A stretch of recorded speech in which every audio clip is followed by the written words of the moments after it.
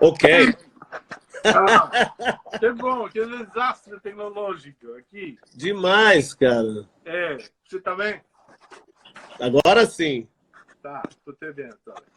Bom, oi, Vic. Tudo bem lá? Você tá em Rio? Estou no Rio, aqui preso em casa, mas numa... Até não dá para reclamar muito, não, que eu moro numa casa. Então tem jardim, dá para ficar do lado de fora. Mas eu... É verdade. Aqui a gente está no apartamento, em Nova York. Eu estou olhando aí o ponto entre Queens e Brooklyn, essa cidade imensa deserta. Mas eu acho que a ideia vi que fazer uma conversa aqui com tantos amigos que estão entrando sobre esse assunto dessa realidade nova, né? Você que tem trabalhado tanto sobre o estado da representação hoje, cara, e para pensar, não, como nos representar em essa circunstância e também para, eu insisto muito, criar uma proximidade além da distância, não? Mas você sabe que nós fizemos, eu cometi uma exposição pequenininha aqui, você sabe, na Galeria em Nova York, sobre o assunto do selfie, não? Enfim, sobre o conceito do selfie, não? E ninguém podia imaginar que em questão de 2 semanas, a natureza do selfie, que é uma prática, vamos falar assim, uma prática bem narcísica de autorrepresentação, teria completamente mudada, porque o selfie virou o assunto mais social do mundo, não? É o nosso instrumento para fazer comunidade, para nos encontrar com os outros em esse estado de quarentena forçada, não? E eu não sei, um assunto que me tem interessado pensar, não? Como nos representar essas circunstâncias, também o fato de estar nessas circunstâncias do mundo viral, do mundo que está permanentemente sometido a imagens virais, tweets virais, decisões virais, opiniões virais, e de pronto está confrontando essa pandemia viral, não? Não sei, essa relação entre o corpo da imagem e o nosso próprio corpo. E eu acho que você viu que é o artista, não só dentro dos artistas de nada, mas é o artista que ideal para falar essas coisas. Eu acho que, enfim, eu tenho grande admiração por seu trabalho desde que estou seguindo ele. Uma das primeiras obras que eu comprei na vida, um Vic, né? Tá em Caracas. E eu acho que você tem mergulhado com a genética mesma da imagem, não? E é isso, não? Não sei quais são suas ideias aí para começar esse diálogo hoje. Eu não sei, eu acho que é até uma situação fortuita, porque você, tanto eu como você, nós estamos em condições semelhantes em dois lugares muito distintos, né? Eu tenho, essas 2 últimas semanas, eu tenho pensado muito sobre essa nova situação. Eu costumo dizer que a função de um objeto de arte, né, ela nem que seja uma coisa que está no meio da calçada para você ter que dar a volta e não passar por onde você passa o tempo todo, né? Um obstáculo, né? Na realidade que às vezes ela se torna corriqueira, ela se torna... A gente fica um pouco... a gente não sente ela direito em relação à rotina ou à maneira como a gente passa a ver ela de uma forma completamente superficial. Eu trabalho... Meu trabalho realmente, eu posso ser desenhista, fotógrafo, eu escrevo, mas o meu trabalho principal é uma obsessão que eu tenho desde criança com a ideia do que é a realidade. E esse momento, essas 2 semanas, têm sido muito proveitosos para poder tentar, porque a realidade ela muda de uma forma tão devastadora, tão dramática, né, que você começa a questionar o que é a ideia do normal, né? Eu vejo muitas pessoas assim querendo voltar a uma normalidade, né? E elas esquecem que essa normalidade foi o que nos colocou nessa situação para começar, para início de conversa, né? E eu tenho, assim, óbvio que minha área de expertise ela é muito estreita, que ela funciona no campo da representação. Mas, se você for pensar bem, a representação ela é um conjunto de ferramentas, de instrumentos que nós, desde o começo da história, nos servimos para nos relacionarmos com a realidade. Você tem um homem numa fase animal, bem no começo, cujo o raio de ação da consciência desse indivíduo era assim, até onde os sentidos dele conseguiam alcançar, o que ele conseguia escutar, ver, sentir o cheiro, né? E a partir do momento que esse animal ele começa a desenvolver estratégias e formas para estender esses sentidos, né? Ele começa a se relacionar com esse mundo, né? De uma forma completamente diferente. E uma forma que é, obviamente, mais conveniente para ele. O que acontece durante toda a história da representação, que vem desde do Neolítico até hoje, né, é que o homem, nessa busca pela conveniência, ele começou a criar, através desses instrumentos, uma realidade toda própria. Uma realidade que é baseada no bom, no conveniente, no que é mais fácil. Né? E a gente, nesse momento, a gente está questionando muito a ideia de normalidade, né?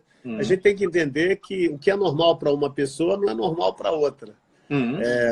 Se você... Eu viajava muito. E, assim, eu imagino que, por exemplo, quando a gente vê o que está acontecendo num campo de refugiados em Bangladesh, por exemplo, pela televisão, pela representação, aquilo é simplesmente um factoide, o que a gente vê através da tela do computador. Quando você está lá, a realidade é completamente diferente. Então, eu acho que é interessante ver como toda essa situação, e não é a primeira vez que isso acontece, já houveram outras pragas, guerras, em que o indivíduo ele é obrigado a se relacionar com a ideia do que é realidade, o que é normalidade. Né? É interessante, nesse momento, são os momentos onde a coisa da arte, da filosofia, né, ela passa sempre a exercer um papel secundário. É interessante isso. No momento onde me parece que, justamente quando a gente está em vias de tomar boas decisões, com lucidez, com calma, a gente precisa ter, antes de tudo, uma relação muito sadia com uma ecologia visual, uma ecologia mental muito boa para poder lidar com o que é real. Né? E justamente a gente está o que nos coloca nessa situação, nesse momento, é muito um déficit de realidade, uma relação um pouco doentia com o que está acontecendo em nossa volta. E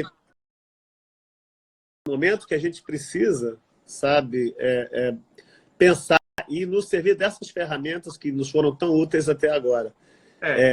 A arte, a cultura, né? Eu acho, talvez possa ser um pouco otimista, mas principalmente quando você está numa situação dessa, é onde você precisa mais de... Você falava do selfie, né? O selfie tem quase uma revisita cartesiana, né? Eu me fotografo, logo sou. As pessoas se definem pelo número de imagens que elas podem fazer de si mesmas em lugares diferentes, em situações diversas, com outras pessoas. E nisso elas conseguem essa memória do que elas são. Eu acho que agora a gente tem muito... toda essa relação do indivíduo com a própria imagem, né? Ela está sujeita a uma recalibrada muito dramática, muito violenta. Sabe, Vicky, você está falando desse assunto da normalidade. Casualmente, por acidente, eu estava lendo um assunto que está tentando entender e escrevi, e caí sobre uma referência a Aristóteles. Aristóteles tem um tratadinho antigo de divinação com relação aos sonhos, não? Que fala aquele que pode julgar melhor aquela imagem do sonho, porque como uma imagem água, uma imagem em movimento, é aquele que pode compor um assunto que parece um quebra-cabeça, não? Eu estava pensando, pensando essa só da normalidade que você falou, que a normalidade, que nós chamamos normalidade, precisamente o que provocou isso, não? E então, em realidade, durante 2000 anos, criamos esse corpo mimético da representação, muitas vezes e preponderantemente sobre a ideia de uma adequação entre a imagem e a realidade, não? Mas existe um corpo fantasmático detrás desse corpo imenso, do corpo mimético, que seria precisamente fundado no contrário, como a imagem não necessariamente coincide com a realidade, ou como a imagem transforma a realidade, como a imagem, em lugar da adequação, tem uma potência de transformação, como a normalidade produz a normalidade, como a normalidade produz a sua própria deformação, como a imagem, não em termos de adequação com a realidade, mas em termos de deformação da realidade, produz realidades virtuais que viram reais e realidades virtuais que poderiam também, o que de fato, eu acho, alimentam a imaginação para entender o fato mesmo que o mundo é um assunto dinâmico. Não? A normalidade, aquela ideia da normalidade como um assunto estável, é uma ilusão, não?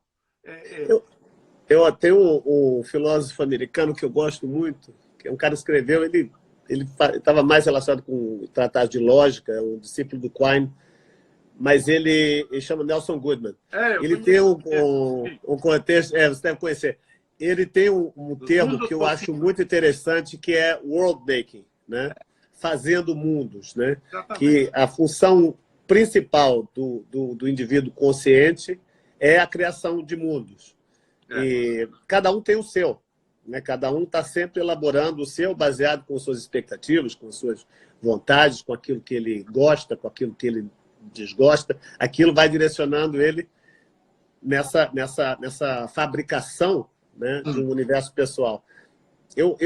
Engraçado você falar de Aristóteles, eu estava lendo, inclusive, uma coisa até mais antiga, que é Timeus, do Platão, Sim. Que ele fala, tem uma frase, Platão achava que a visão era uma coisa que vinha do indivíduo. O olho projetava um raio que encontrava a realidade e aquilo ali, ele absorvia aquilo de uma certa forma, né?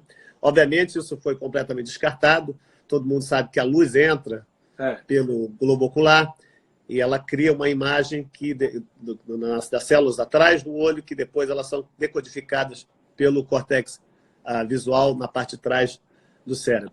Mas é interessante imaginar da onde essa ideia possa ter vindo, né?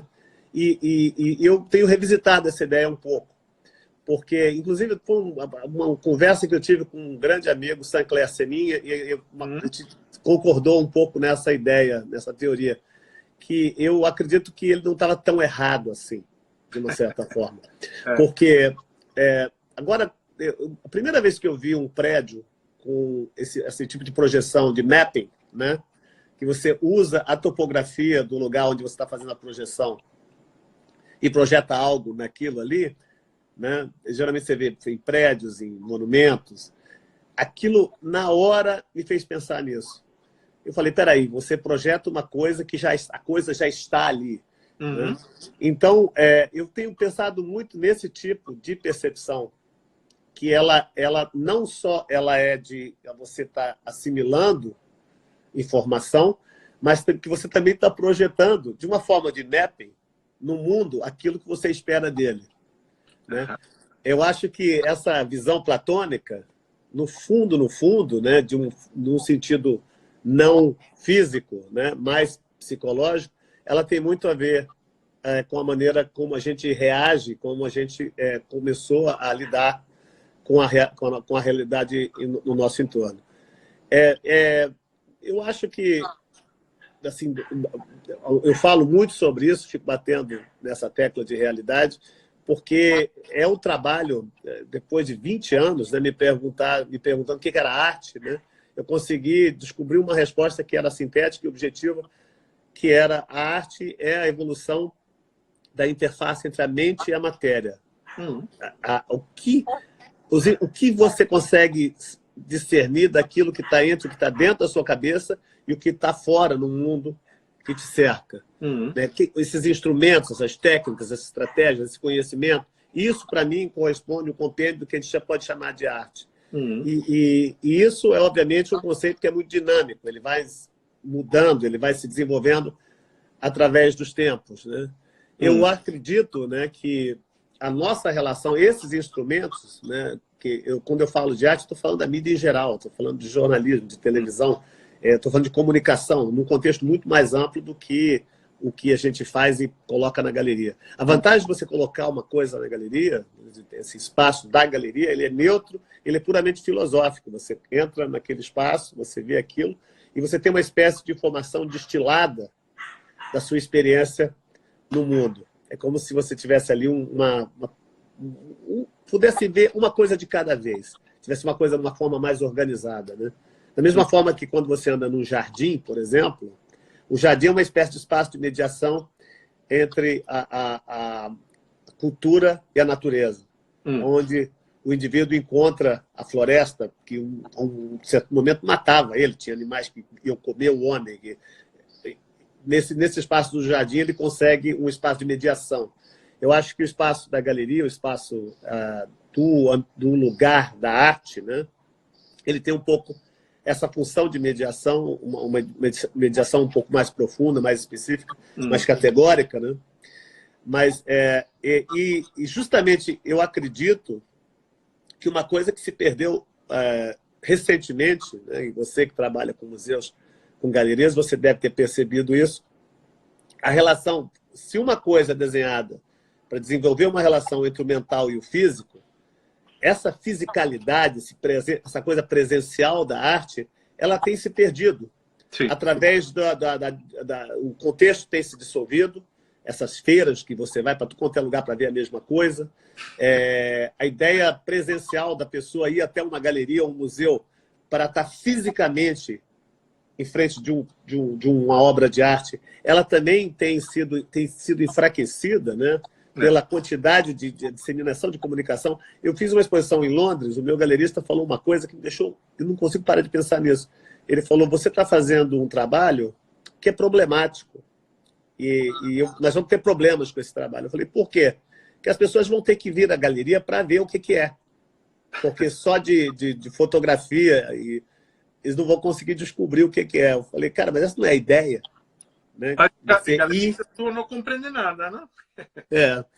Eu acho que assim, é interessante a gente lidar com uma realidade que ela tem uma espécie de ameaça física. Né? Eu não estou justificando, não estou falando que isso é bom, mas eu acho interessante a situação do ponto de vista humano, ela tem que ser enriquecedora. Não, forçadamente. A gente tem que fazer alguma coisa disso, entendeu? Definitivamente. E aí você tem uma coisa que eu tenho pensado. Você trabalha com uma prática de reprodução, não no teu trabalho, não? Mas outro dia eu estava olhando um vídeo tu e você estava falando, mas você precisa vir para cá e tem a relação física com essa reprodução para entender o assunto. E eu sempre penso essa questão muito fenomenológica que a relação que você fala, matéria, mentalidade, fisicalidade, mentalidade, mas que eu falaria a relação entre nós e os outros, ou entre isso e aquilo, não? Eu e aquilo, não? É uma relação mútua, de constituição mútua. Eu me faço aquela coisa no momento que percebo, tanto como aquela coisa se faz em mim. Um assunto que é uma palavra um pouco demasiado cristã, mas é encarnação. É uma questão de encarnação. De trazer para o corpo nossos corpos. Não? E esse assunto, definitivamente, tem se perdido. Tem se perdido com uma coisa que eu chamo a ideologia da imagem. A ideologia da imagem consiste em crer que a imagem é o perfeito substituto da realidade, não? E aí é que eu te perfeito o suficiente, né? Perfeito o suficiente, né? Exatamente, não. Mas aí esse assunto eu estou muito interessado em uma noção que vem do Freud, que é aquela noção da figurabilidade, não? Que Você tem uma imagem precisa, mas essa imagem tem ao lado dela, implica ao lado dela, muitas outras imagens potenciais. Essa estrutura, que uma imagem real pode gerar uma imagem possível relacionada com ela até ser a deformação dessa imagem. Essa ideia que toda forma chama outra forma, toda forma é a deformação de outra forma. Não? Ao final, a estrutura daquilo, intelectualmente, poderia se parecer à estrutura da reprodutibilidade genética, da reprodutibilidade do patógeno, não? Que a gente está confrontando. Mas, definitivamente, esse assunto essa ilusão que a nossa inteligência poderia se fazer sem o mundo, sem a experiência do mundo, está aí no ar, não? E de pronto, de repente, a realidade nos coloca ante... você me falou ontem, e eu tive hoje lendo, sobre esse cara que eu não conhecia, o Gerald Edelman, não? É muito interessante. É complicadíssimo, mas aquela coisa do Neural Darwinism. Mas sabe que uma coisa que eu pensei com isso? Bom, o que está acontecendo com esse Covid-19 é que o corpo não tem memória dele, não? Nós não temos memória dele. E como nós não temos memória dele, não sabemos o que fazer com ele, não? Não existe corpo humano que tem memória de ter encontrado esse patógeno. Esse é o problema da pandemia que estamos morando. E aí, você projeta esse assunto. O corpo é ignorante, né? Hã? É uma ignorância física. Estamos em frente a uma ignorância absoluta, não? E aí é interessante pensar, Vi, que eu gostaria de ouvir falar disso, não? De como a construção da memória é um assunto, enfim, do esquecimento da memória, não? Porque eu gosto de repetir muito na frase que li aí, aquilo que nós esquecemos não nos esquece, nos trabalha. Exatamente. Aquilo que nós esquecemos não nos esquece, nos trabalha permanentemente. E você imagina esse assunto de uma situação de tabula rasa, onde não existe memória do patógeno, então todo mundo está, de pronto, ameaçado. Não? Em cambio, quando existe memória de algo, inclusive aquela memória que se traduz como esquecimento, a potencialidade dinâmica. Você tem instrumentos para produzir, para criar mundos, no sentido de Nelson Goodman, para mergulhar com a imagem como instrumento da memória, não? Inclusive memória involuntária. Não? Mas é isso. Eu acho que... E aí, definitivamente, a tua definição de arte é perfeita. Não? Essa relação instrumental entre aquela interioridade, aquele mundo possível, intencional, e a realidade. Não? Finalmente, é uma das manifestações desse assunto. Não? Mas é interessante que esse Edelman fala de como os anticorpos, porque um pouco para apresentar aos amigos que estão, aqueles que estão ouçando nos ouvir agora, não? Em realidade, o Edelman praticou sua teoria sobre a questão imunológica, não? E entendeu... um imunologista falando de consciência, né? Exatamente. Ele ganhou o prêmio Nobel com o assunto imunológico. Ele entendeu que o corpo produz uma grande variedade de anticorpos e que tem uma seleção natural parecida àquela do Darwin dentro do corpo para escolher qual é a melhor resposta para um patógeno. Não? E aí ele projetou esse assunto para... Deixa eu fazer só falar uma coisa interessante que eu acho que vale a pena reiterar aqui. É que se você parte dessa teoria, por isso que eu mencionei ele ontem para você, é que se o corpo ele é o resultado de um processo darwiniano, né, evolucionário, em que esses anticorpos vão dizendo o que você tem que ser, o que você não tem que ser, o que nós somos fisicamente, e eu acho que isso tem um reflexo muito grande na parte psíquica, né, nós somos muito do que nós deixamos de ser antes. Essa memória, isso que você estava dizendo, né, aquilo que não nos esquece, né, é parte de um resultado que é subtrativo também. Então, assim, você acaba sendo aquilo que você deixou de ser. Não sei se isso é claro o suficiente, né? Nesse contexto, né, daquilo que nós não fomos, né, você tem a oportunidade, numa situação como essa, tanto física como psicológica, você tem a oportunidade de ser uma coisa que você não esperava ser. Totalmente. Totalmente. Totalmente. Eu acho que o fato de você... E quando você fala de memória, né, tanto memória... A memória ela é um produto muito interessante. Eu trabalho muito com memória. Eu trabalho... Desde que eu comecei a estudar desenho, quando eu era garoto, né, a memória é um empecilho grave para você criar uma representação perfeita. Eu olho para essa pessoa que eu estou fazendo o retrato e eu tenho que olhar para o papel na hora que eu estou desenhando ela. E o momento onde eu olho o papel, eu estou usando o que eu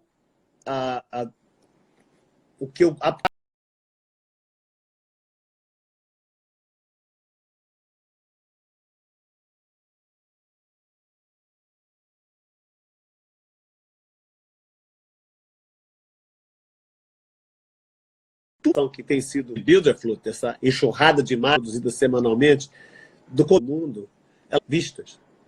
A história da representação, a história da fotografia, do desenho, é a história da cegueira. Não? É a história de momentos que eles não foram vividos em pró de uma documentação, de uma coisa que ia ficar para a posteridade.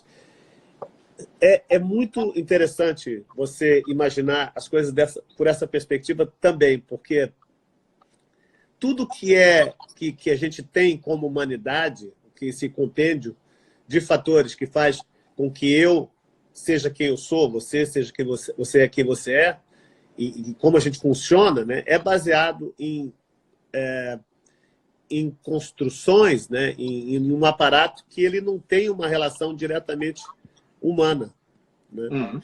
Eu acho isso já começa a ter uma falha original da representação, que talvez seja o pecado original da representação, é esse, né? Que ela teve que se desprender da experiência física e criar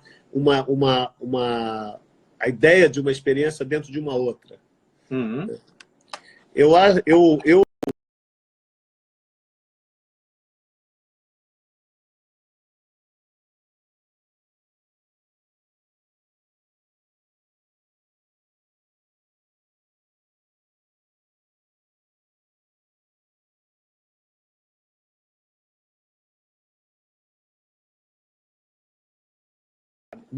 o jornalismo tinha colocado essas imagens, tatuado elas no meu cérebro, imagens como a estudante sendo alvejada por tiros em Kent State, o homem na lua, ou a menina que está em Trembang, que foi espreada com napalm, o hasteamento da bandeira, né?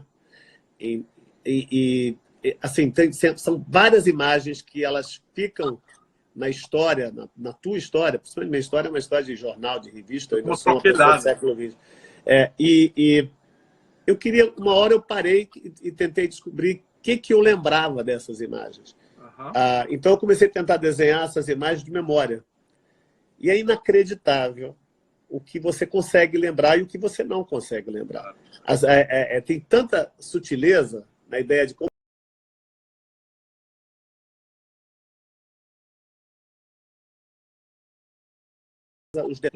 segundo é que aquilo que você disse sobre as coisas que não te esquecem, né? Eu tive a oportunidade de trabalhar com pessoas que sofreram de autismo e faz quase uns 35 anos, né? Um amigo meu estava tentando conseguir dinheiro para o tratamento de um filho de um amigo. E ele tinha uma habilidade inacreditável. Você saía com esse garoto, ele tinha autismo muito, muito severo. A gente saía com esse garoto na rua e uma hora você fazia o sinal que você ia fazer uma foto, ele observava isso, né? E você fazia isso 24 vezes até o filme acabar. Você mandava revelar as fotos, colava essa foto, que era desse tamanho, num papel mais ou menos de um meio metro por 75. Mesmo não sabia. Isso ele fez, conseguimos vender trabalhos, eu mesmo com Nova York, e ele conseguiu pagar a parte do tratamento que ele precisava. A ideia é que toda aquela informação estava ali é fascinante. Eu acho que a capacidade que o autista tem de acessar essa informação continuamente, né, é um inferno. Você tem acesso a toda a informação o tempo todo. É um pouco o que a gente acha que é o ideal, né?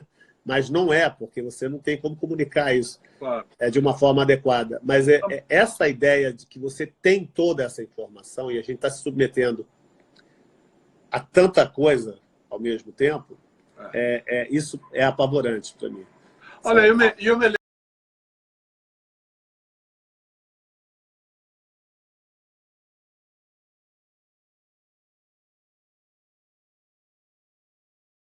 esquecimento, não? Aí, sei de novo essas contas com esquecimento. Estamos obsessionados com a memória e com a data e temos que aceitar o esquecimento. Temos que aceitar esse assunto. E outra coisa, sobre esse assunto do autismo, Vicky, para mim, a minha vida como pensador de arte, ou que seja, que sou, mas mudou quando eu descobri aquele Deligny que trabalhou a vida inteira com meninos autistas, sabe? E ele fala uma coisa que eu ainda não entendi, mas eu falo para meus amigos filósofos, eles... até agora tive um mês de intercâmbio com um amigo filósofo, porque é uma coisa um pouco irracional, mas ele fala, a imagem, esses meninos autistas que não têm linguagem, não têm a capacidade de linguagem, mas eles têm uma capacidade imagística, não? E a imagem, ele fala, poderia ser que a imagem vem do nosso fundo de espécie animal. Eu totalmente. Esse desanimar a imagem é de memória esquecida, que ainda é dinâmica, que ainda trabalha, que ainda produz assunto que você falou, súbito, é um assunto súbito que aparece de pronto e que é diferente. É parecido, mas é diferente. E então, aí, sabe, esse assunto, eu estou obsessionado com isso, porque eu acho que, sabe, o mundo de clonação.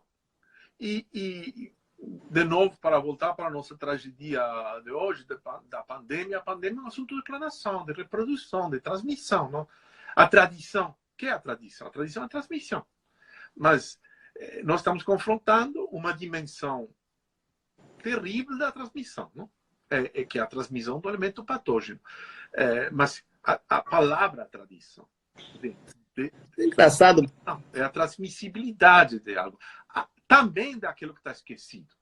E as grandes tradições são aquelas que têm uma grande massa de esquecimento lá, que trabalha elas dinamicamente e notavelmente ao nível das imagens, não? Mas, sabe, eu estava... De pronto, esse assunto porque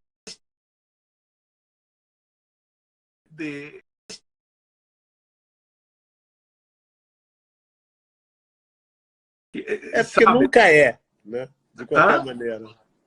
Exatamente. Nunca vai ser o que o outro é. Então, trabalha com isso. Né? Exatamente. Mas esse assunto que a gente falava no começo, não? Que temos esse imenso, maravilhoso corpo mimético, que começa, você falou, com Platão, Aristóteles, ou outros, tratadistas, Leonardo, não sei o que, tá. Mas que é a cópia, não? Daquele princípio filosófico adequatio intellectus et rei.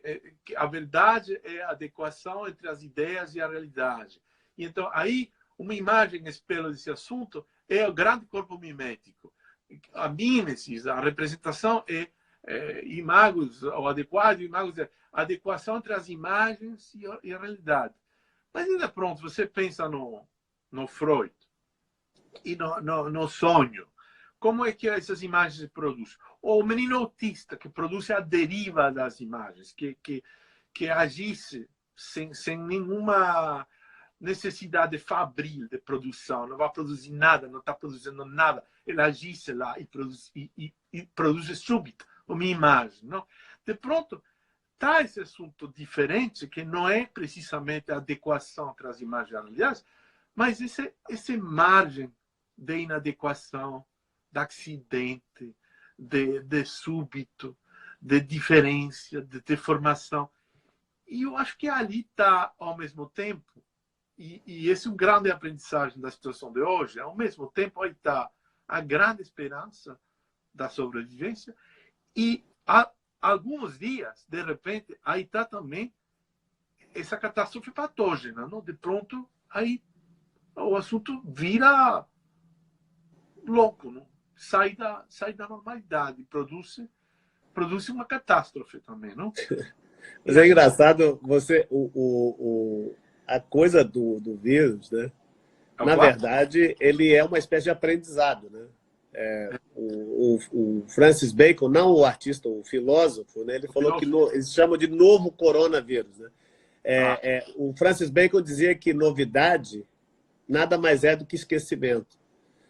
Você está falando desse esquecimento original, né? E o interessante é que o que acontece quando você é infectado com essa novidade, né? Que você não conhecia antes, ou que o seu corpo esqueceu como era, né? Ele tem que aprender a se relacionar com essa coisa nova. E esse aprendizado, às vezes, é fatal, né? Você não consegue investir, você não tem energia suficiente para investir nesse aprendizado de como lidar com essa nova situação, esse novo elemento que aconteceu na tua realidade física. Uhum. É interessante como isso funciona do ponto de vista físico, patológico, né? E eu acho que isso também tem um reflexo no mundo das imagens, da representação. A gente está constantemente lidando com coisas que a gente tem que lidar com elas de uma forma ou de outra, que essa educação que a gente tem com essas... E não é só novidade, né?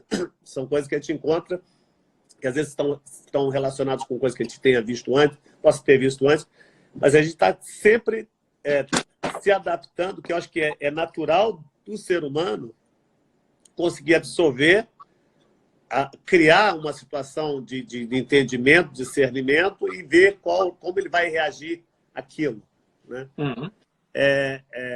Isso tanto vale... É engraçado como a ideia de uma coisa viral ter passado de um contexto positivo, né, recente, para uma coisa extremamente negativa. Mas isso tanto vale para como ideias são disseminadas, né, através de diferentes formas, diferentes técnicas, como para a biologia. Eu acho que... Eu acredito, né, que naquilo que você estava... Nesse assunto que você estava tocando da coisa ser realmente a cultura ser, se a gente entender o sentido, ser essa coisa entre a mente e a matéria, que eu fico martelando nisso o tempo todo. Eu acredito que existe muita confusão em relação ao que é natural e aquilo que você aprende com o tempo. E eu acho que tem muita coisa a ser pensado e não existe, até então, né, não existe ainda uma área mole entre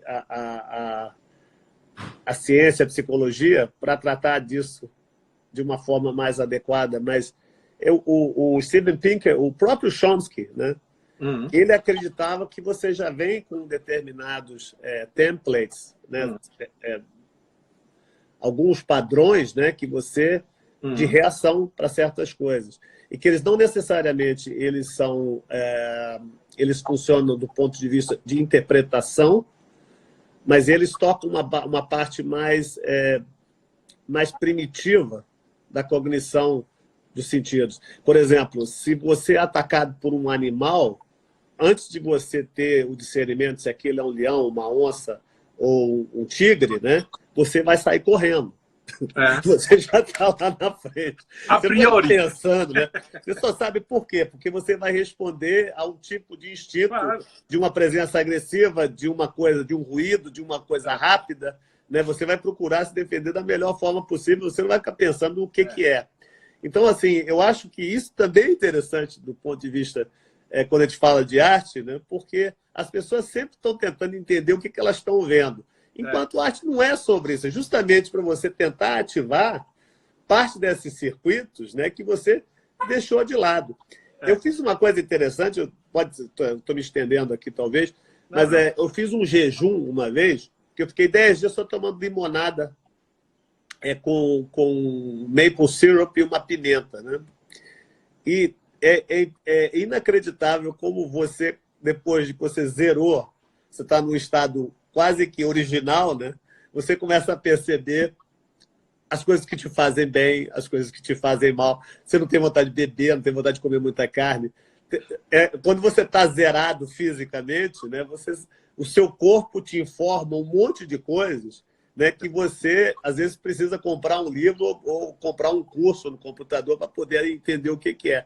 Porque a gente está saturado de conhecimento, está saturado dessas coisas que são que a gente consome exclusivamente pela ideia de prazer, né? Coisas que a gente acredita que são que também são fabricações da nossa mente. Né? Eu tive uma conversa fascinante com um biologista, um bioneurocientista, né, da Colômbia, na minha última ida para Nova York. O trabalho dele é justamente, ele consegue criar sensações de gosto que não existem.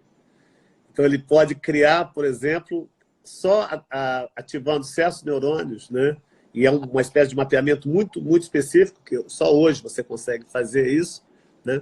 Ele consegue criar a sensação do doce, mesmo se você estiver comendo uma coisa azeda. Né? Quando você pensa nisso, eu falei para ele, se isso fosse sido inventado no século XVI, não ia ter escravidão no mundo, porque o pessoal ia conseguir, não ia precisar de açúcar, né? Não ia precisar o pessoal ia conseguir o doce artificialmente, né? sem precisar de nada. Essas coisas que a gente acredita que são boas, né? Não necessariamente são. E se tem uma coisa, assim, voltando de novo para a nossa situação quarentenada aqui, né? Eu acho que esse momento é muito, muito interessante para a gente tentar entender o que é bom e o que não é bom para a gente.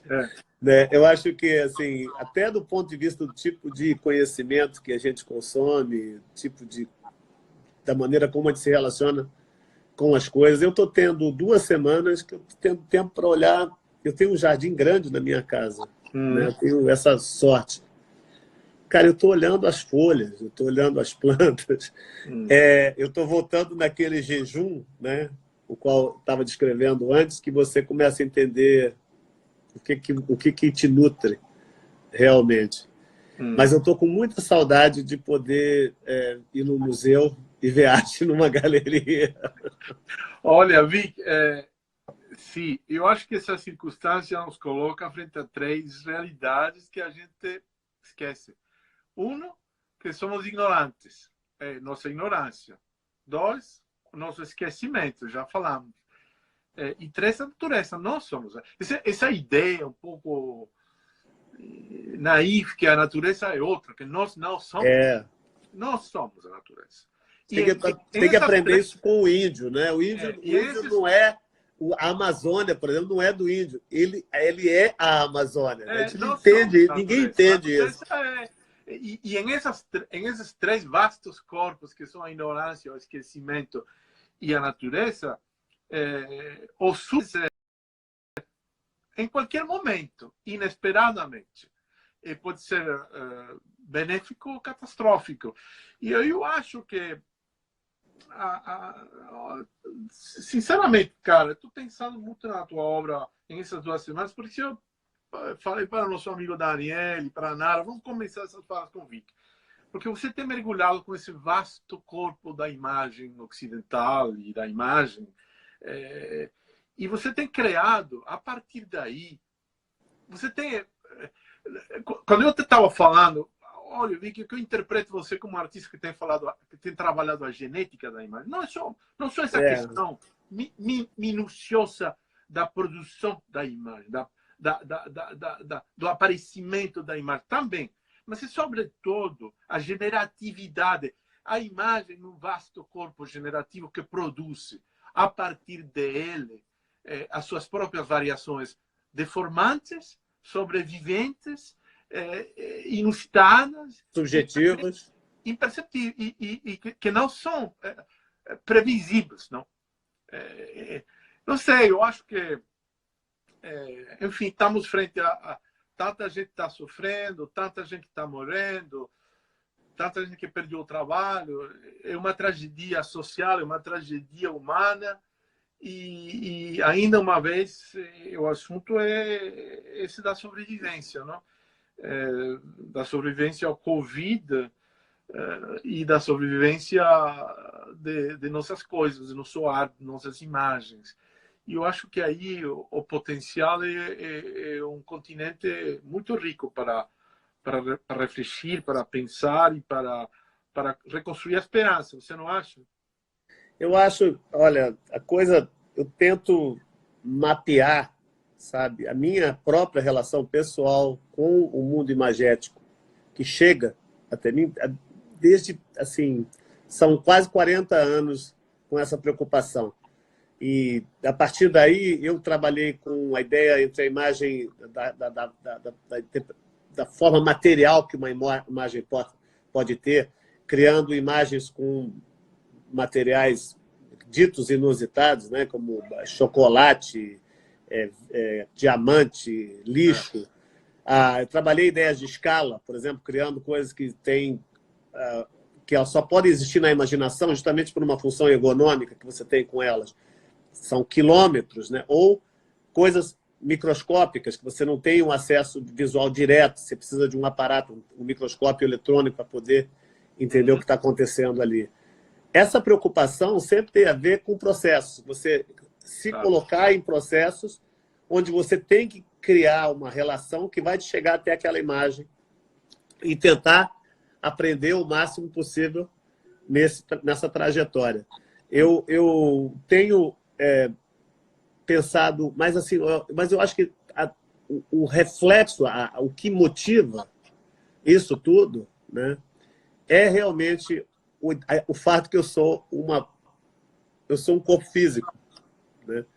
E essas são as minhas limitações. As minhas limitações essenciais, elas estão na forma onde eu tenho que me relacionar com o mundo através de coisas. Eu tenho que entender, mais importante do que me relacionar com o mundo, eu tenho que entender o que são essas coisas e do que elas são capazes.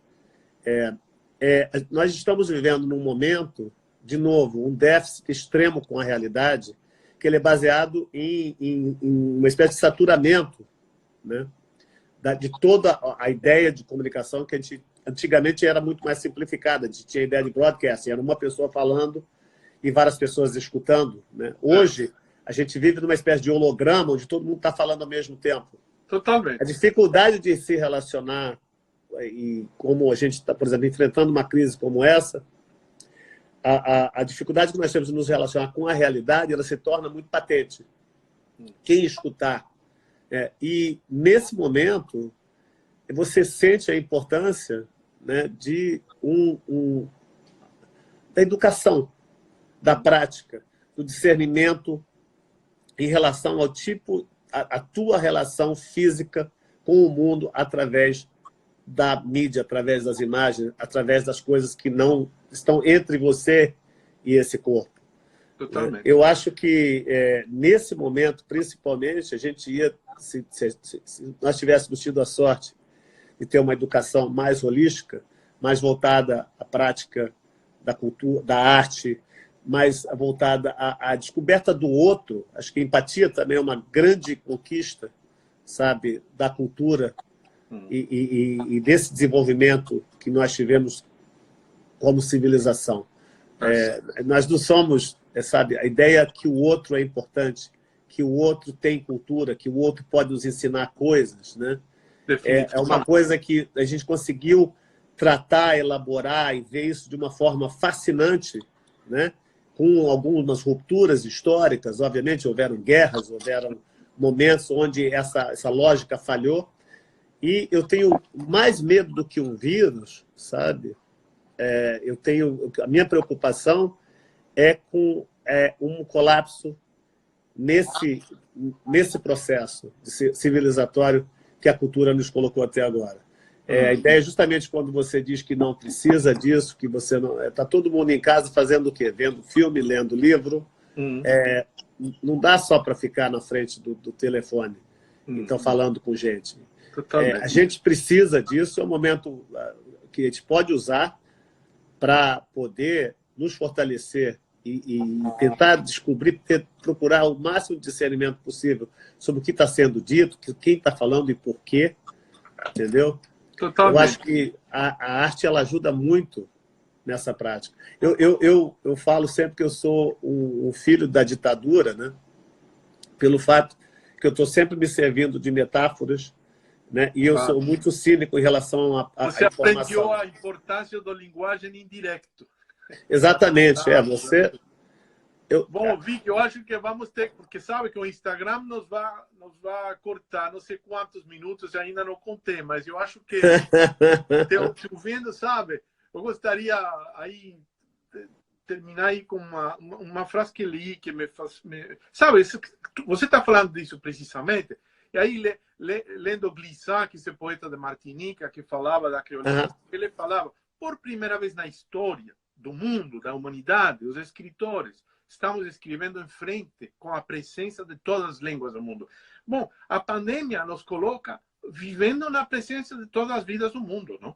É uma realização brutal da realidade global. Eu comparto contigo esses temores, mas aí eu li uma frase tão bonita que me emocionou muito do Agamben sobre esse assunto dos esquecimentos, do inesquecível, que ele falava assim, uma vida ainda que esquecida, é inesquecível.